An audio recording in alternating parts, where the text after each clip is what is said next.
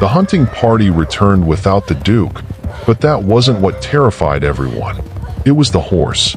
Alabaster, the Duke of Ashmore's prized gray stallion. 17 hands of muscle and breeding, the kind of animal that cost more than a tenant farmer's entire inheritance, came charging out of Blackthorn Forest at full gallop with no rider on his back, foam streaking his chest, both stirrups hanging empty and broken, and a long dark smear of dried blood across his left flank that nobody could explain. The men at the stable gate barely threw themselves clear in time. The horse blew past them like a storm, circled the courtyard twice with wild, rolling eyes, and then stood trembling at the center of it, flanks heaving, refusing to let anyone near. Willa Graves was the first one to reach him. She was already crossing the yard when she heard the commotion. She had been checking the foaling shed at the far end of the estate paddocks, where one of the broodmares had been laboring since before dawn. She ran the remaining distance with her skirts lifted at her knees, propriety be damned, because she had known Alabaster since he was a yearling and she had never, not once in 7 years, seen that horse afraid. She walked straight toward him. No running at the last. No outstretched arms.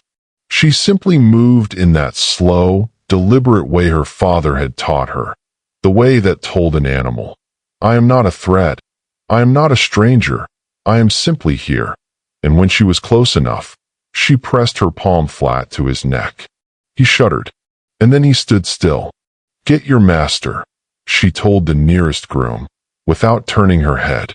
Not a footman, his master of hounds. "And someone fetch Mr. Calloway from the east field. Tell him to come himself, not send a boy." She ran her hand along Alabaster's flank, found the blood, pressed 2 fingers to it. The horse didn't flinch. The wound beneath wasn't his. There was no wound.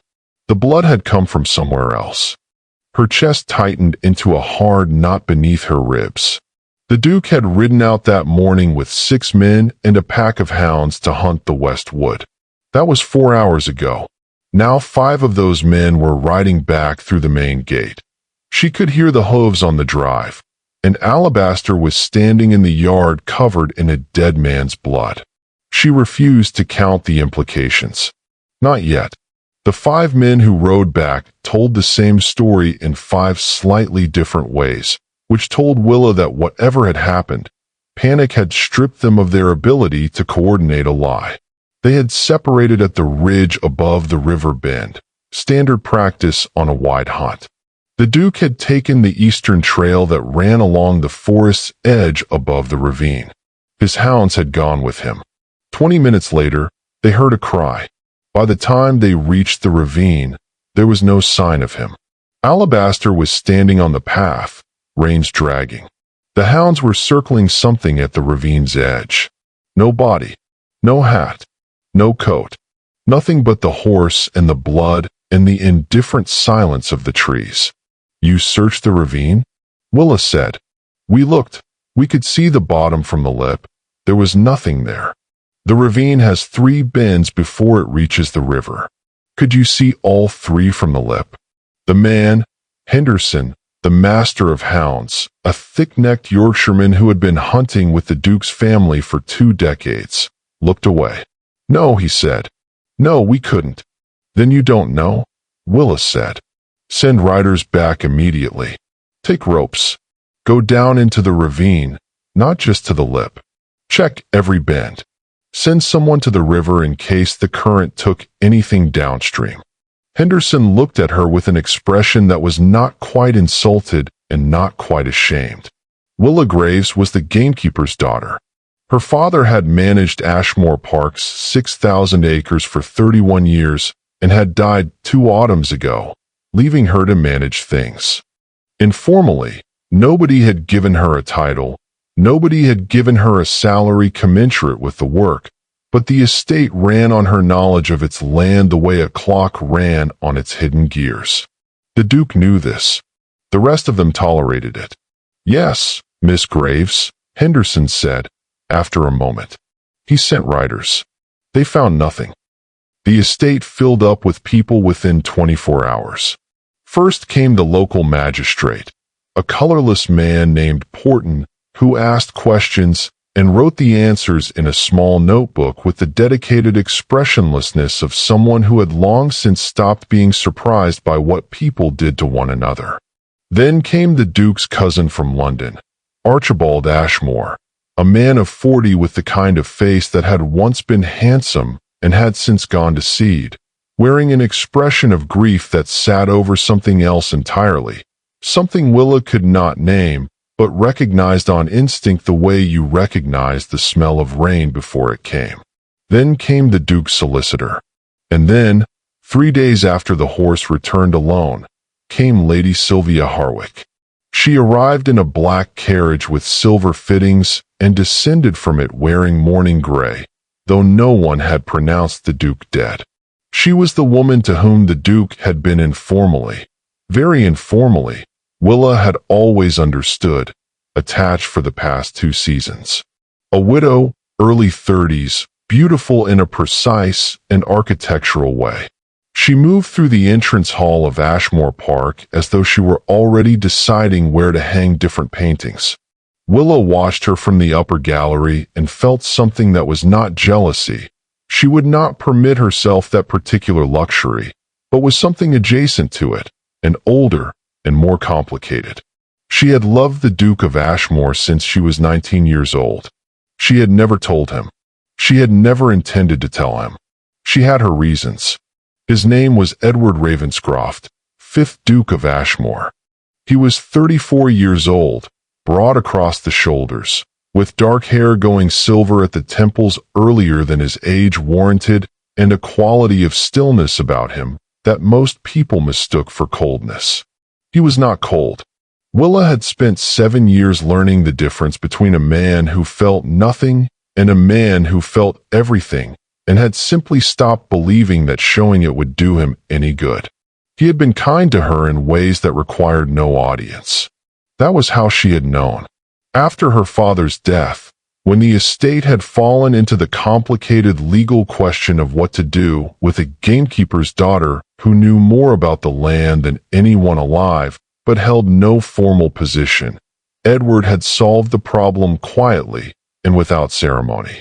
He had simply told his steward that Willa Graves was to have her father's cottage, her father's salary, and her father's authority over the land and its management, and that anyone who had difficulty with this was welcome to seek employment elsewhere. Nobody had difficulty with it. She had thanked him. He had said it was purely practical. He had looked at the middle distance when he said it, which was what he did when something mattered to him, and he preferred that it didn't. She knew him, and now he was gone. The search continued for 11 days. They sent parties into every section of Blackthorn Forest. It covered 4,000 acres of the Duke's own land, and another 2 beyond his northern boundary. They dragged the river in 3 places. They searched the old hunting lodges, the abandoned quarry, the water mill at the eastern edge of the wood.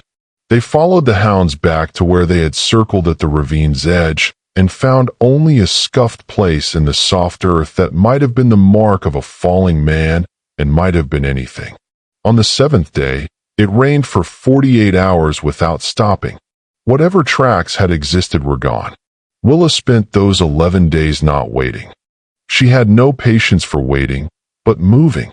She walked the eastern trail herself, 3 times, studying the ground the way her father had taught her to read land, not looking for what she expected to find, but paying attention to what was wrong. The broken bracken on the wrong side of the path. The disturbed soil 12 feet from where the hounds had circled, half hidden by a fallen branch. The single mark in the clay above the ravine that was not a boot print, but might have been a knee. On the 9th day, she found something. It was wedged in the crook of an oak root at the ravine's second bend, 6 feet below the lip, accessible only if you went down the slope on a rope, which she did, ignoring Henderson's protest from above. A piece of cloth, dark wool, the color of the Duke's riding coat, and caught in the fibers of that cloth, unmistakable, A thorn from a hawthorn bush, stripped of its bark as though someone had gripped it hard while falling. "He went down," she said, pulling herself back up hand over hand. "He went down alive. He gripped the hawthorn on the way. That's a survival reflex. If he'd been dead before the fall, the cloth wouldn't be gripped, it would be torn." "Miss Graves," Henderson said, "men have been all along this ravine. Men walked along it from above. No one went downstream past the second bend because the river floods there after rain, and they assumed." She stopped, took a breath. "He could have made it to the far bank. If he survived the fall and the current, he could have come up on the other side. That's 3 miles of forest we haven't searched."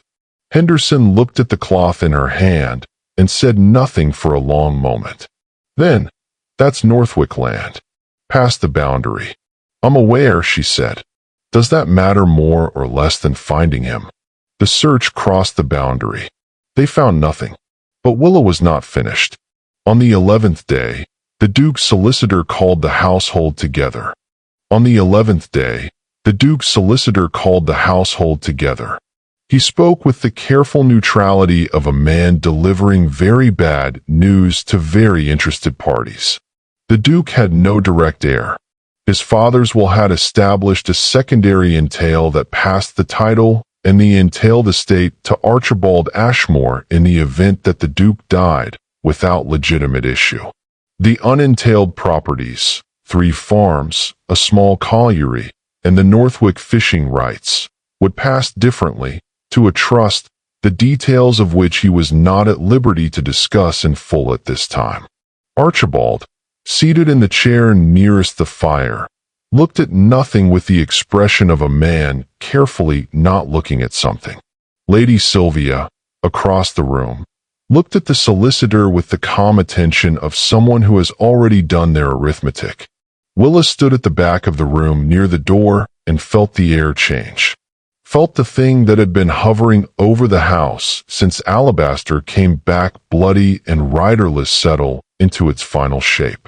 Not grief, not uncertainty, something harder and more purposeful than either. Edward was not dead. She did not know how she knew this. It wasn't logic, it wasn't evidence, it was something that lived below both. But she knew it the way she knew the land, the way she knew weather coming in off the moors before the first cloud appeared. He was out there, and if he was out there, someone in this room already knew it. She watched Archibald's profile in the firelight and waited.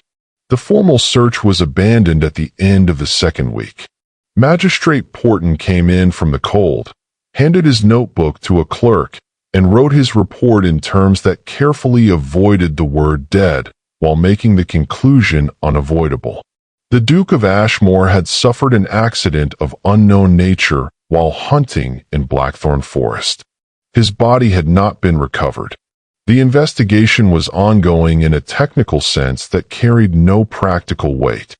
The household began the slow shift into a different key. Archibald stayed.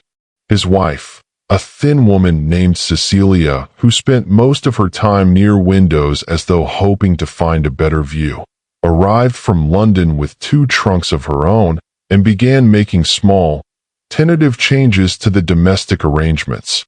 Breakfast at a different hour, the library reorganized, a favorite painting moved from the morning room to the corridor. Nothing official, nothing declarative. Just the quiet rearrangement of a woman who believed the house was already hers. Willa noticed every change. She said nothing. She kept working. The land did not stop because the Duke had disappeared. The autumn wheat needed to come in. The tenant farmers needed their rent agreements reviewed before the quarter day.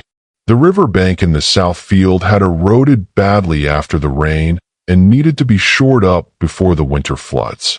The gamekeeper's duties continued. The poaching on the Northwood was getting worse. A family of foxes had moved into the hen houses near the home farm, and the old bridge over the mill stream was developing a rot in its central timber that needed proper evaluation before someone's cart went through it. Willa did all of this. She rose before light and came in after dark and somewhere in the middle of the day she searched. Not officially, not with parties. Alone. She had a theory. It had been building since she found the cloth in the ravine, and it had sharpened since the solicitor's meeting, and it was now the kind of theory that kept her from sleeping the way a splinter keeps you from forgetting your hand. The hawthorn thorn in the coat meant he had gripped the slope. Someone who grips the slope is fighting the fall. Someone who fights the fall survives it more often than not, especially if the drop is broken. And she had measured the ravine's second bend, and the drop from the lip to the first ledge was 11 feet, enough to injure, but not necessarily to kill. The river below the bend ran fast and cold in autumn, but it was not deep at the point where a body would enter it, and the current ran southeast. Southeast meant toward Northwick land, toward the old gamekeeper's cottage beyond the forest's eastern boundary that had stood empty for 2 years since old Jenks retired and his replacement chose to board in the village. A cottage with a sound roof and a fire grate and a woodpile that nobody had thought to check because it was outside the search perimeter. Nobody, that is, except Willa. She crossed the boundary on a Wednesday, in the rain, carrying a basket that would look like mushroom gathering if anyone stopped her. Nobody did. She walked the full 3 miles along the river's southeast bank, reading the ground as she went. Found nothing by the water.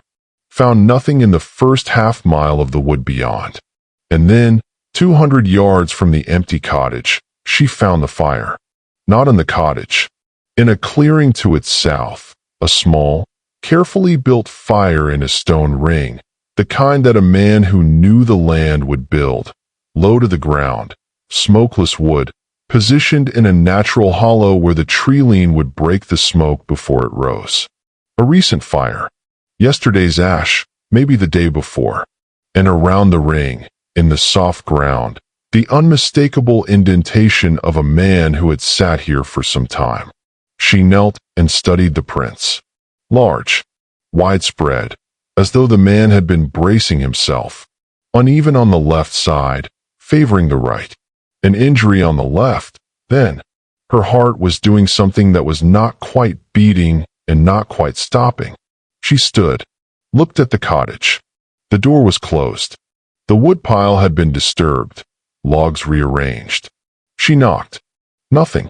She tried the latch. It opened. Empty. But not long empty.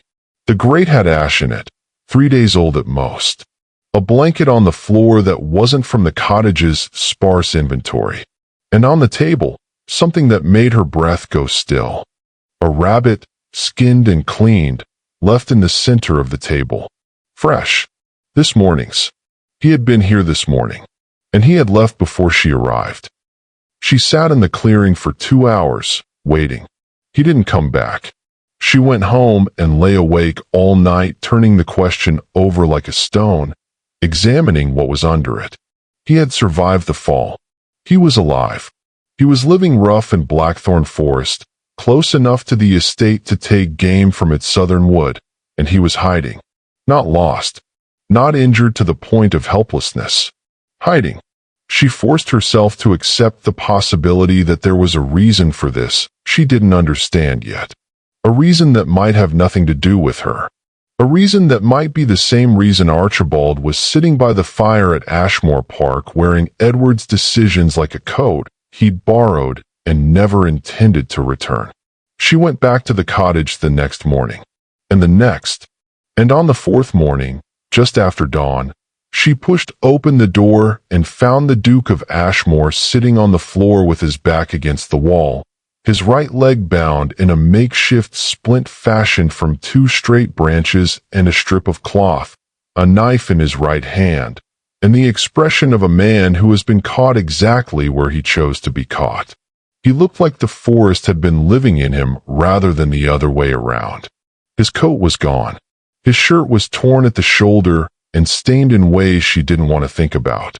He had a cut across his jaw that had healed badly, and his eyes, which were a gray-green that she had spent 7 years not looking at too carefully, were the eyes of a man who had made several very significant decisions recently and was not yet certain they had been the right ones. He looked at her for a long moment. "Miss Graves," he said. "Your Grace," she said. "You found me. 4 days ago." She set her basket down. It had food in it this time, proper food, bread and cold meat and an apple, nothing that required a fire. "I've been waiting to see if you wanted to be found." Something shifted in his expression. Something that had been very still went briefly, very briefly, less still. "Sit down," she said, not because she had any right to give him orders, but because it was obvious he was in pain and was not going to acknowledge it unless someone made it unnecessary. She crossed to him and crouched, looking at the splint. "May I?" He said nothing, but he didn't pull away. She unwrapped the cloth carefully. The leg was badly swollen around the ankle, a bad sprain, possibly a partial fracture. He had been walking on it. She could tell by the way the bruising had spread. He had been walking on it for weeks. "You should have come back," she said. "No," he said. "I shouldn't. Your estate is being inherited out from under you." "I know, Archibald. I know, Miss Graves." His voice was controlled, but she could hear what the control was covering. "I am aware of what is happening at my house." She sat back on her heels and looked at him. Outside, a woodpecker started up in the elm stand, 3 short knocks and a long one, and the morning light came in through the cottage's single window in the thin, watery way of a November morning in the north of England. "Tell me," she said. Not a demand. Not a question exactly. Something between. He was quiet for long enough that she thought he wouldn't. Then, the horse. What came back on Alabaster's flank? "Blood," she said. "Not his." "No." He met her eyes for the first time. "It was from the knife they put in my side." He told her in pieces, the way someone tells a story they have spent weeks trying to decide whether to tell at all.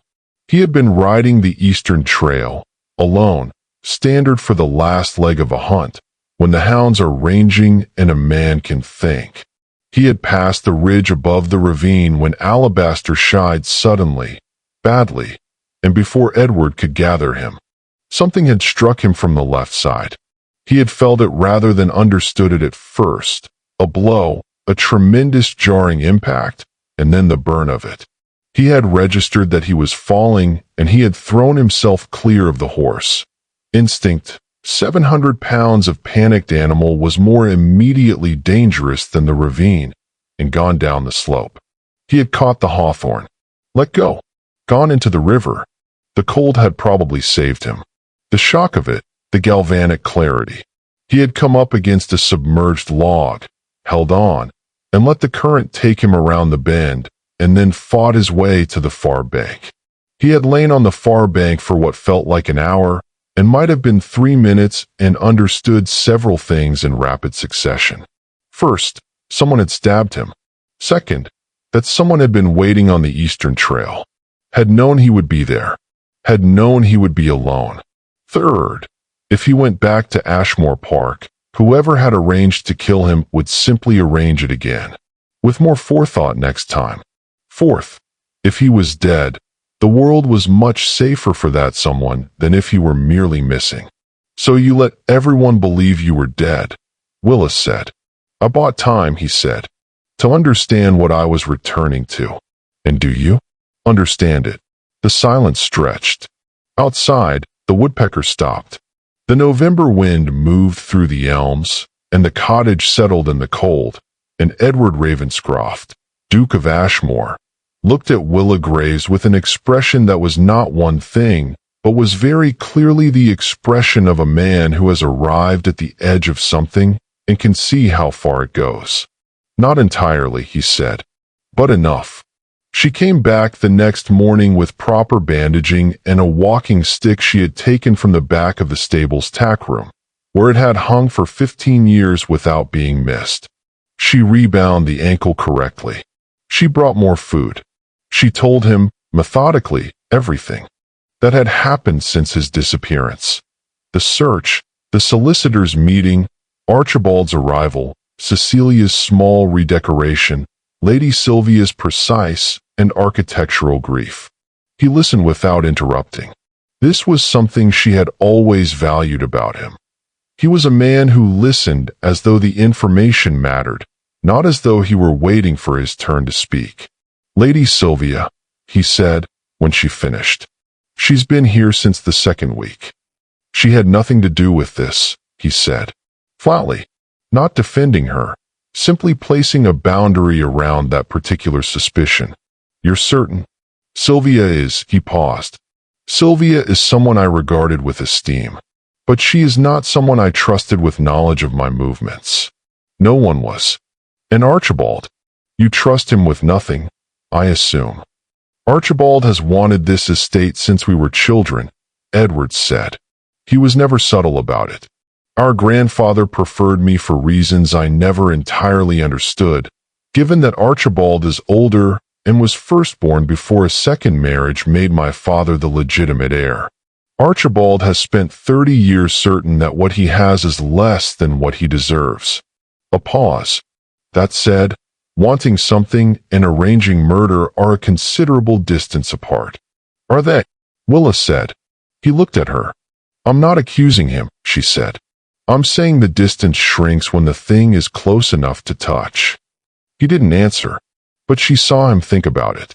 If you were in her place, sitting across from a man she'd believed was dead for weeks, a man she had never permitted herself to love out loud, a man who was now looking at her as though she were the only fixed point in a world that had come loose from its anchors, what would you have done? Would you have said something? Or kept it inside, where it had always been, where it was safe? Tell us below. And if mystery, romance, and stories that live in your chest long after they're finished are your kind of journey, subscribe. We'd love to know where in the world you're watching from. She went back every day for a fortnight. It became the rhythm that everything else organized around. The estate work before dawn and in the afternoon, the walk to the cottage at mid-morning, 2 hours, back before Henderson noticed her absence. She brought food, information, and her own particular brand of company, which was not soothing in the way that people generally meant when they called a woman's company soothing, but was instead the company of someone who said what she meant and did not fill silence with noise. He healed quickly once the ankle was properly set. By the end of the first week, he was walking, carefully, with the stick. By the end of the second, he was going out into the wood at night. "Don't," she said, when she found mud on his boots. "If someone knows you survived." "I'm not wandering," he said. "I'm watching. There's a difference." "What are you watching?" "Who comes and goes from the North Wood. There's a track that runs from Ashmore's north boundary to the Carlisle Road that my tenants don't use. It goes through a section of the forest that isn't managed and hasn't been walked in years." He paused. "Except that someone has been walking it recently. 3-4 times a week, in both directions." Willa looked at him. "You measured the frequency?" "I counted the boot prints. Fresh ones each time, over the old. The same person, same narrow boot with a repaired heel on the left." He looked down at the mud on his own boots. "Someone who lives at or near the estate is making regular trips north, to the Carlisle Road." "The Carlisle Road goes to the railway," Willa said. "And from the railway, to London." "Yes," he said. She thought about Archibald, who had arrived from London within 24 hours of the disappearance, who had come very fast for a man traveling a long distance on uncertain news. "He already knew," she said. "Your kind of journey, subscribe. We'd love to know where in the world you're watching from." She went back every day for a fortnight. It became the rhythm that everything else organized around. The estate work before dawn and in the afternoon, the walk to the cottage at mid-morning, 2 hours, back before Henderson noticed her absence. She brought food, information, and her own particular brand of company, which was not soothing in the way that people generally meant when they called a woman's company soothing, but was instead the company of someone who said what she meant and did not fill silence with noise. He healed quickly once the ankle was properly set. By the end of the first week, he was walking carefully with the stick. By the end of the second, he was going out into the wood at night. "Don't," she said, when she found mud on his boots. "If someone knows you survived." "I'm not wandering," he said. "I'm watching. There's a difference." "What are you watching?" "Who comes and goes from the North Wood. There's a track that runs from Ashmore's north boundary to the Carlisle Road that my tenants don't use. It goes through a section of the forest that isn't managed and hasn't been walked in years." He paused. "Except that someone has been walking it recently. 3-4 times a week, in both directions." Willa looked at him. "You measured the frequency?" "I counted the boot prints. Fresh ones each time, over the old. The same person, same narrow boot with a repaired heel on the left." He looked down at the mud on his own boots. "Someone who lives at or near the estate is making regular trips north, to the Carlisle Road." "The Carlisle Road goes to the railway," Willa said. "And from the railway, to London." "Yes," he said. She thought about Archibald, who had arrived from London within 24 hours of the disappearance, who had come very fast for a man traveling a long distance on uncertain news. "He already knew," she said. "I believe he already knew," Edward corrected, with the precision of a man who understood the difference between certainty and evidence. "I don't yet know what he knew, or who told him." "Could you identify the person making those trips?" "Not from the prints alone. I need to see them." He looked at her steadily. "Which I can't do from here." She understood what he was not saying. He needed a set of eyes on the estate. He needed someone inside. "Tell me what to look for," she said. She had always been good at watching without appearing to. It was a quality she'd developed young, growing up on a great estate as the daughter of a servant. You learned to be in rooms without seeming to take up space, to move through conversations without contributing to them, to hear things that weren't meant for your ears simply by being reliably, unthreateningly present. She watched Archibald. He was not a subtle man, but he was a careful one, and the combination meant that he did obvious things in ways he thought were concealed.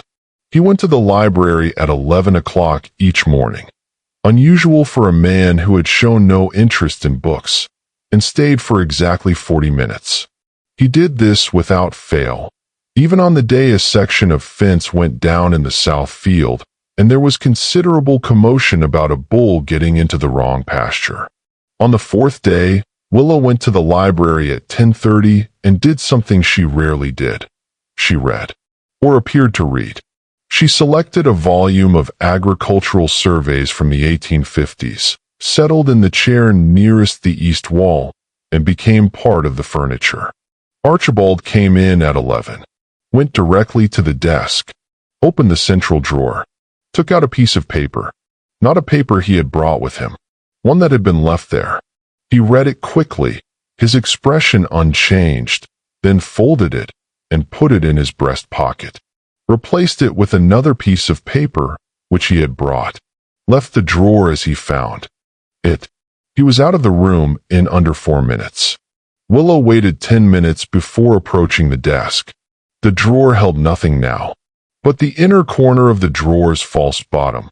She found it when she pressed on the wood and felt it give, the kind of old concealment built into old furniture for old purposes, held a small, flat space just large enough for a folded note. There was nothing in it now, but there had been, and there would be again. She told Edward about the desk. His expression did not change much, but she had spent enough time with him by now to read the subtle language of his stillness. "The northern track," he said. "Someone carries messages along it. Archibald receives them in the library. Who has access to the library at that hour who wouldn't be remarked upon?" "Staff," Willa said. "Upper staff. The housekeeper, the steward, the butler. Or guests. Lady Sylvia rarely leaves her rooms before noon." He paused at that. Not because the implication was new. She had seen it form in him already, that slow, reluctant recalibration, but because apparently thinking it and hearing it said aloud were different weights. "Mr. Denham," he said. "The understeward." Willa went still. "Why Denham?" "Because he came to me 3 months ago and told me he had received an offer of employment from Archibald and wished to know whether Ashmore would match it. I matched it." He stayed. He looked at the middle distance. "I assumed his loyalty had been purchased. I'm reconsidering whether it was a performance designed to purchase my trust." She thought about Denham, thin, precise, impeccable in his records and his appearance, always slightly more present than his position required. Always knowing, she realized now, the details of the Duke's schedule. "He would know your hunting routes," she said. "He arranges the hunting schedules. He would know exactly when you planned to ride the Eastern Trail alone." The word alone arrived in the space between them and stayed there. "Yes," Edward said. November became December. The oak trees along the estate's northern drive shed the last of their leaves, and the fields took on the bare, particular beauty of English countryside in winter, gray skies and black hedgerows, and the occasional startling red of a hawthorn berry still clinging on. The tenant farmers came in for their quarter-day meetings, which Willa ran in Edward's absence with the careful legitimacy of someone acting in a trust capacity, and she processed rents and negotiated arrears, and settled a long-running dispute over a shared drainage ditch with the efficiency of a woman who had been doing this work for 2 years and never once been properly credited for it. She went to the cottage every morning. They had stopped talking exclusively about the investigation. Somewhere in the 3rd week, she could not have said exactly when, the conversations had broadened in the way conversations do when two people are alone together long enough and honest enough to stop rationing themselves. They talked about the land, his and hers, in the overlapping way of people who have given their lives to the same place. About her father, who had taught him to track deer when he was 12 and whom he had relied on with the particular trust men sometimes place in working-class people who have no reason to flatter them. About his own father, dead 9 years, who had been kind in ways that were easy and cold in ways that were structural and left legacies of both. About the estate in winter, the way the light fell across the western fields at 3 o'clock in December, brief and golden and almost cruel in its beauty. About the new drainage system she was planning for the South Farm that would cost real money up front and save 3 times the cost in flood damage over the next decade. About the family of red kites that had taken up residence in the elm stand above the mill stream, the first she had seen on the estate in years.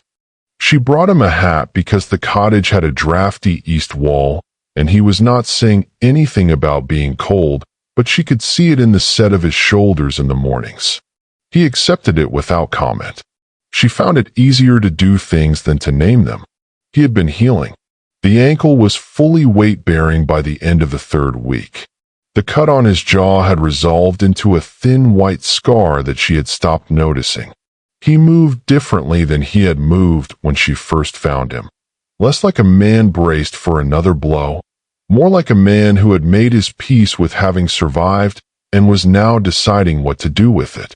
One morning she arrived to find him outside rather than in, standing at the edge of the clearing looking south through the trees toward the invisible line of the estate's boundary. The morning was sharp and clear, the kind of cold that makes the world look very precisely drawn. "You can see the smoke from the chimneys," he said, when she came up beside him. She looked. He was right. A fine gray thread against the pale sky, rising from what would be the home farm's kitchen. "Does it bother you?" she asked. "Being this close?" He was quiet for a moment. "Yes," he said. "And no." He paused again. "What bothers me is not being inside it. What doesn't bother me is this." He didn't gesture, but she understood what he meant. The forest. The cold. The strange, provisional intimacy of the past weeks. She looked at the smoke and said nothing, which was the right choice.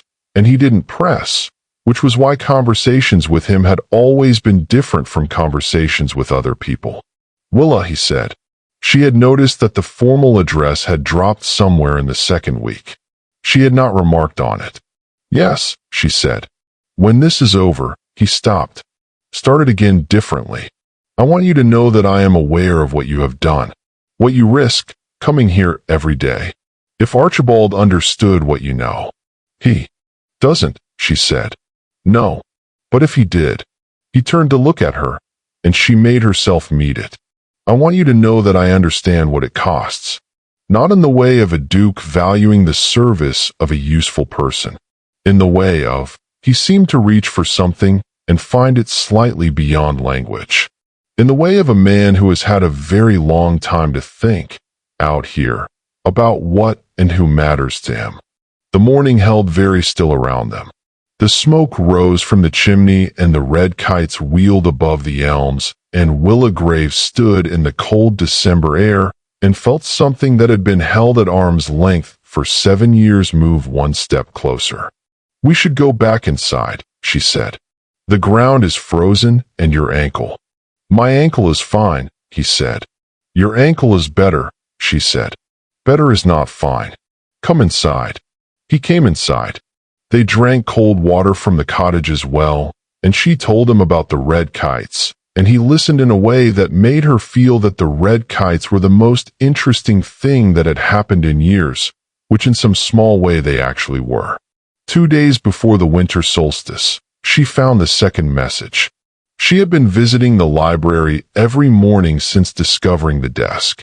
Not every day, but often enough to establish a pattern of presence that no one would remark upon. On this morning, she had been there for 20 minutes when she pressed the false bottom and found a new note. She could not take it. It would be missed, and Archibald would know the channel was compromised. But she had steady hands and a good memory, and she read it twice before replacing it precisely as she found it. It was brief. It set a date. It named a place. The old Folly Tower above the East Meadow, and it contained a phrase she did not immediately understand, but which made her cold in a way that had nothing to do with the unheated library. The matter will be concluded. The date was 3 days away. She was at the cottage before noon. Edward read her face before she said a word. What happened, he said. Not a question. She told him about the note. His expression went through something she could not entirely follow, a series of rapid calculations running beneath a surface that remained very still. 3 days, he said. Yes. The Folly Tower. He was quiet. There's no reason to meet at the Folly in December except that it's isolated. No windows on the lower level. No reason for anyone to be near it. Someone is coming from the north, she said. Along the track you've been watching. Yes. For a meeting. To conclude something. Or to confirm it. His voice was even. If the intent was to establish me as dead, then Archibald waiting on inheritance proceedings would be reasonable. But if something else is needed, a document, a confirmation, a final arrangement, then they would need to meet in person. He's going to inherit while you're alive, Willa said. He's going to try. He looked at her. I need to go back. Not yet, she said immediately. Not until we know who he's meeting. You walk back into that house without evidence, and they'll find another way. A hunting accident once is suspicious. A riding accident 2 months later is a pattern. He looked at her with that particular expression she had come to know, the one that meant he was weighing whether to be grateful for her logic or frustrated by it. 3 days, he said. 2, counting today. I need to get to the Folly Tower before the meeting. I need to hear who comes and what they say. You're not going near that tower, he said. I know the Folly better than anyone on this estate. I spent half my childhood in it. My father used to check the masonry for the Duke's grandfather. There's an interior staircase and a gallery that overlooks the ground floor from above. If someone is meeting in the lower room, A person in the gallery can hear every word and be completely invisible. He was looking at her with an expression that had moved out of analysis and into something more complicated. "And if they hear you, then I run," she said. "I know that would. I can be gone before anyone finds me." "Willa." "Edward," she said, and the name in her mouth was something she had been careful about for a very long time. "I am the gamekeeper's daughter. I have been walking this land since before I could read. Let me do what I am capable of." He was silent. "Then, I'm coming with you. Your ankle is sufficient for 4 miles of walking and a staircase," he said, with a firmness that told her the conversation was at its end. "I've been in that forest for 6 weeks. I am not going to sit in a cottage while you walk into that tower alone." She looked at him. He looked at her. The cottage was very quiet. "All right," she said. They went 2 nights later, in the dark before the solstice, when the sky was clouded and moonless and the forest was the particular black of a place that has been old for longer than the house beside it. She went first. She always went first on the estate paths, not because she didn't trust his ability, but because she knew every yard of this ground in a way that was bodily rather than cognitive, the way you know the stairs in your own house in the dark. He followed her footfalls without complaint. The ankle held. The Folly Tower was a Gothic fancy built by the 3rd Duke in the 1790s, a 3-story stone structure at the top of the East Meadows rise, octagonal, with narrow lancet windows and an internal stair that wound up through the center of the building. It was used for nothing now, occasionally by courting servants, occasionally by children, but in December at midnight, it was empty. Willa took the staircase in silence, Edward a step behind her. The gallery above the lower chamber was accessed through a low arch and was barely 6 feet wide, but it ran the full octagon of the building, and the acoustic quality of the old stone meant that sound from below traveled upward with remarkable clarity. They settled in the darkness. She crouched. He settled beside her, his shoulder warm against hers in the cold. They waited. 40 minutes later, they heard footsteps. 2 sets. One from the north entrance, the track Edward had been watching. One from the south, from the direction of the house. Willa kept very still. Edward's hand found her wrist in the dark, not gripping, not restraining, simply present. She felt his pulse through his fingertips. Below, a lamp was lit. 2 men. One she recognized immediately by his build and the particular way he cleared his throat. Archibald Ashmore, Edward's cousin. The other she did not recognize by sight, but recognized by his voice when he spoke, the Northumberland vowels, and the particular clipped efficiency she had heard in the estate's formal correspondence rooms. It was Hargreaves, the Duke's own London solicitor. She heard everything. It took 11 minutes. She would think about those 11 minutes for a long time afterward. The compression of it, the way a structure that had taken months or years to build could be completely dismantled by 11 minutes of 2 men speaking plainly to one another in a cold room. Hargreaves had been Archibald's man for 3 years. Not the estate solicitor. That had always been a performance. He had been feeding Archibald information. The terms of the entail, the state of the unentailed properties, the details of Edward's will as it currently stood, the schedule of the Duke's movements, the habits and vulnerabilities of the estate management. Denham had been the conduit. Denham, who had come to Edward with a false employment offer from Archibald, who had established himself as loyal, who had thereafter had complete and unremarked access to the Duke's schedule. The attack on the Eastern Trail had not been Archibald's idea. That was the detail that arrived in Willa's chest like a stone dropped into still water, sending rings outward in every direction. It had been Hargreaves who had identified the opportunity, Hargreaves who had arranged the man, a hired laborer from outside the county who had already been discharged and was 3 counties away by the time the search began, and Hargreaves who had concluded, From his particular legal perspective, that a missing duke without a body was almost as legally useful as a dead one, provided the waiting period was managed correctly. They were there tonight to discuss the formal declaration of death. The waiting period under English law was 7 years. 7 years during which the estate would be held in trust, administered, preserved, but during which Archibald would have effective control if he could position himself correctly as the heir presumptive. Hargreaves was advising him on how to accelerate this process through the courts. Not cleanly, but with the application of money and certain relationships in London, cleanly enough. And if he's alive?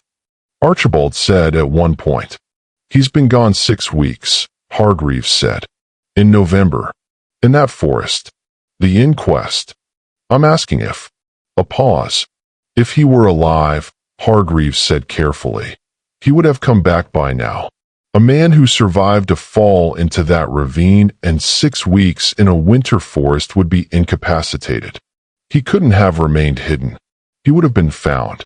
Unless he chose not to be found, Archibald said. Another pause, longer. If that were the case, Hargreaves said, then there would be a risk. Yes, but I consider it vanishingly unlikely. Do you? Don't you? A silence.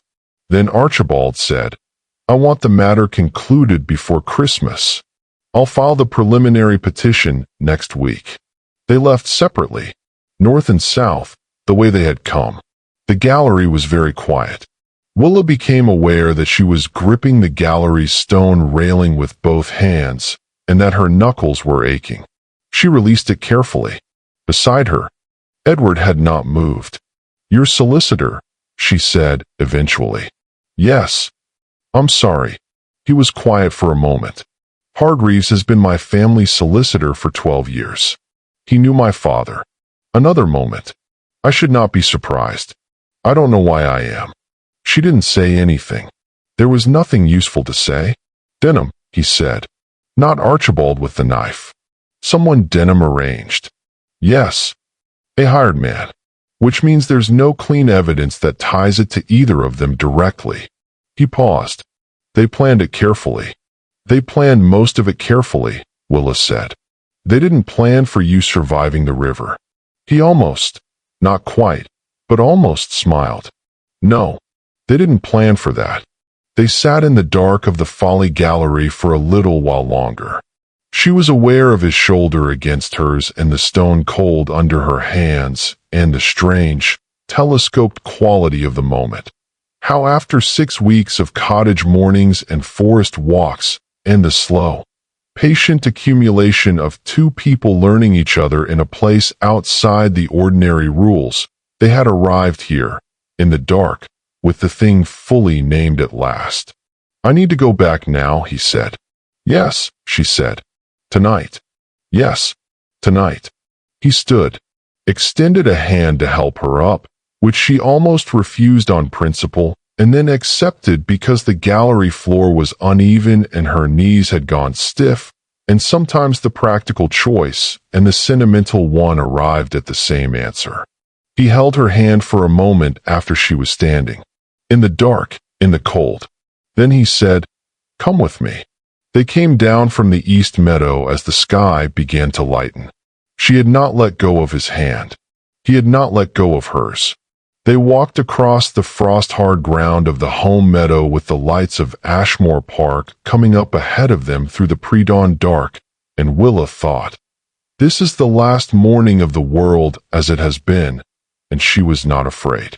She was not afraid because she had already survived the hardest part. The hardest part had been watching him disappear and continuing to function.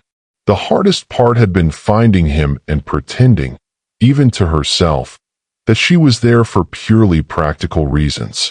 The hardest part had been 6 weeks of mornings in a cottage in the winter forest, talking to a man she loved, and saying everything except that. The rest was just the world reconfiguring itself. She unlatched the side gate that led to the kitchen garden. Her key, her gate. Nobody used it at this hour, and they came through into the stable yard, and the first person to see them was young Robbie Marsh, 16, the second undergroom, who had come out to check the horses before the official morning start.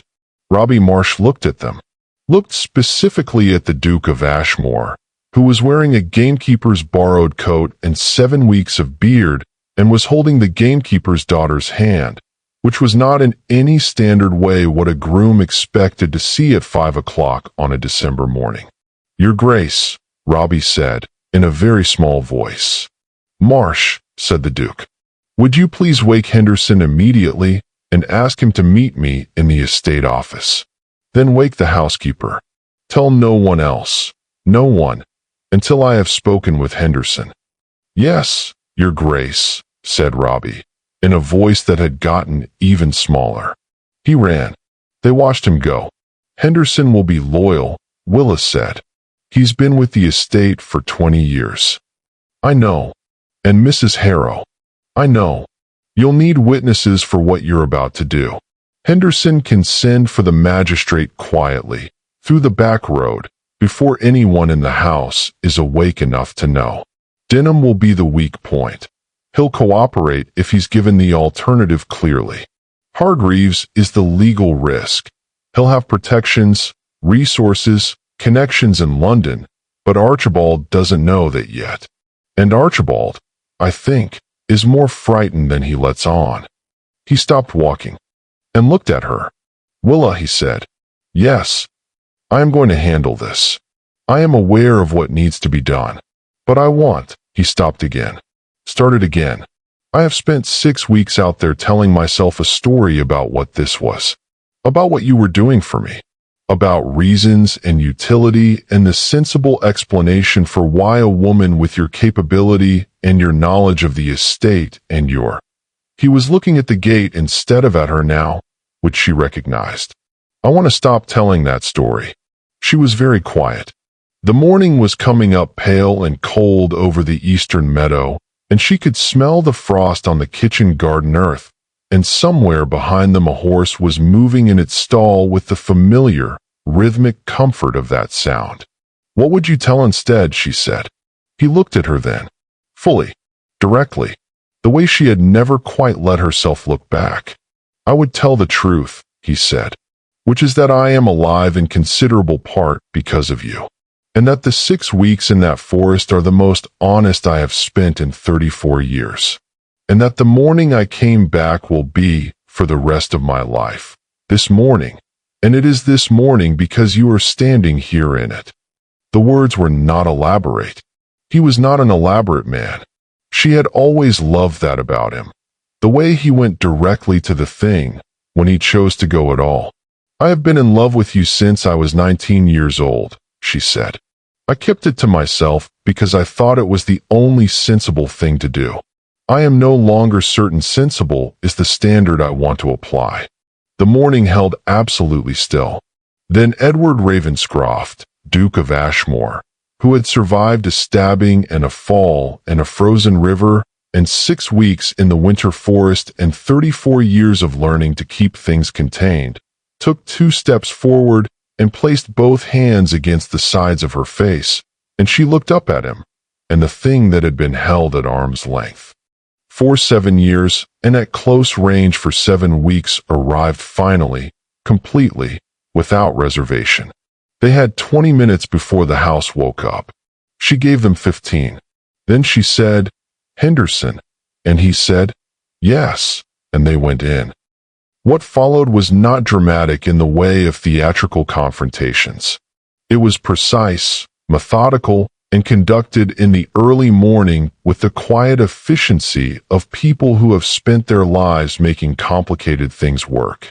Henderson arrived in the estate office looking as though he had woken from a dead sleep directly into a miracle, which was essentially what had happened.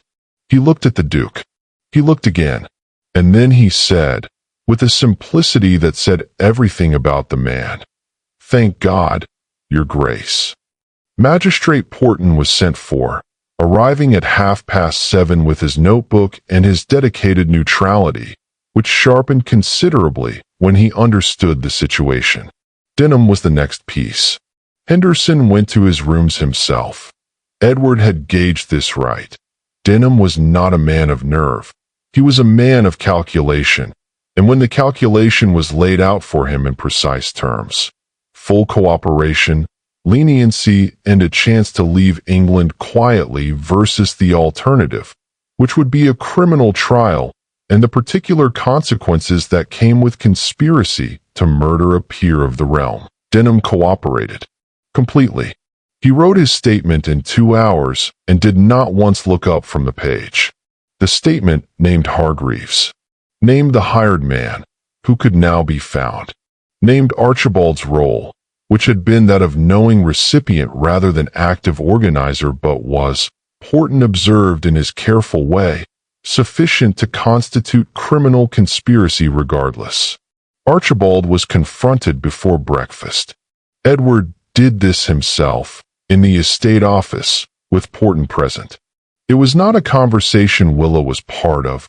She was in the kitchen, drinking tea, talking to Mrs. Harrow, who had aged 15 years in the past 6 weeks, and was crying with a quiet, dignified relief that was difficult to watch. She heard nothing from the estate office. She did not need to.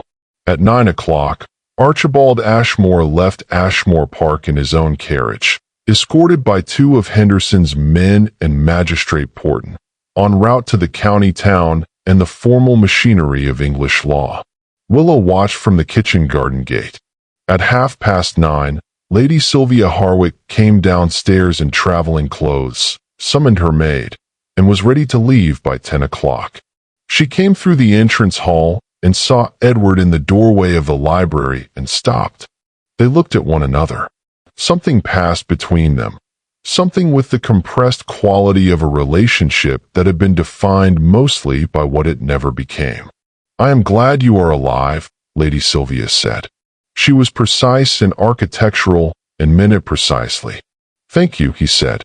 "I am sorry for the weeks of uncertainty." "Don't be." She paused. "I understand there are changes." It was not a question. "There are," he said. She nodded. "Once," and went out to her carriage. By midday, the estate had absorbed the news and was busy being itself again, which was the best and most reliable thing about a working estate. It did not stop for sentiment, and in not stopping, it gave the people who ran it something to stand on. Willa stood in the south field at 2 o'clock, watching 3 tenant farmers reshore the eroded river bank. The work was going well. The light was coming in at 3 o'clock's particular golden angle across the winter fields, brief and clear and almost cruel in its beauty. She heard him come up behind her. She always heard him now. She had learned his footfall in 6 weeks of forest mornings. "The bank looks stable," he said, coming to stand beside her. "It will be. Another 2 hours, and they'll have the timbers set." She paused. "In spring, we should look at the whole south run of the river. There's been drift upstream that's changing the current pattern. If we address it now, before planting season." "Show me," he said. She showed him. They walked the river bank in the December afternoon, and she talked about drainage and soil and the way the land worked, and he listened in the way he always listened, as though it was the most interesting thing in the world, which to her it genuinely was. And by the time they had walked the full southern boundary, the light was going and the air had the blue quality of a winter evening in England. "Stay," he said, when they turned back toward the house. The word was quiet, but it was not uncertain. She knew what he meant. Not just the evening. Not just the estate. "I've been here my whole life," she said. "I know. But I want you to stay as someone who has chosen to." He paused. "I am not unaware of what is complicated about this. The world's opinion of a duke who marries his gamekeeper's daughter. The world's opinion does not tend the fields," she said. He almost laughed. "Almost. No, it doesn't. And my father managed this estate for 31 years and knew it better than any man living," she said. "And you said yourself that was why you trusted him." "I am my father's daughter."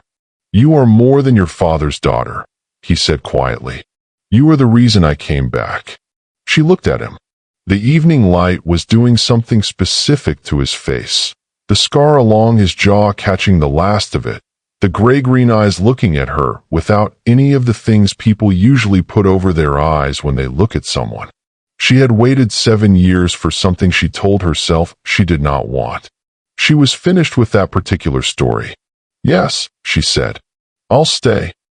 The following spring, the announcement in the county papers caused a considerable amount of conversation. The Duke of Ashmore was to marry Willa Graves, daughter of the late Thomas Graves, gamekeeper of Ashmore Park.